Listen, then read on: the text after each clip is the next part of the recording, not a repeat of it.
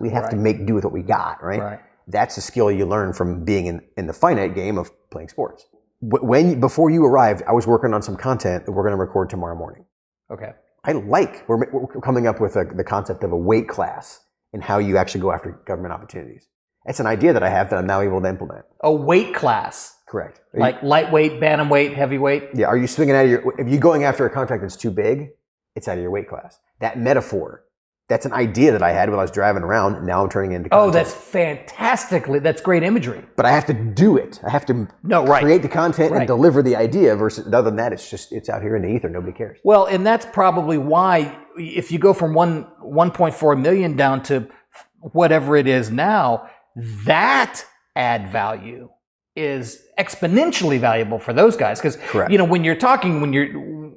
when you're leading people and when you're on the field or you're in the boardroom or what it is, or whatever that is, you really have to make sure that your information is conveyed correctly. Correct. And certainly in sales, if you can paint a picture inside their head, oh man, you're winning. Now I'm creating value right there. So having a weight class, that is immediately attainable. Oh, I get perfectly. I'm on board with you. Keep going. That's super engaging. Well, and that's the power of metaphor. Yeah.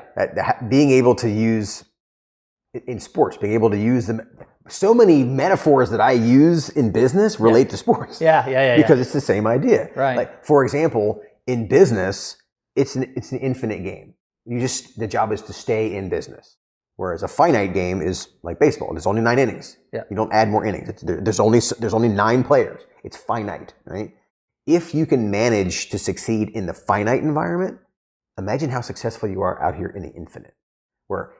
I'm not limited to 9 team members in Skyway. Yeah. We could have 900 as we grow. But you have to be able to thrive when there's only enough capacity.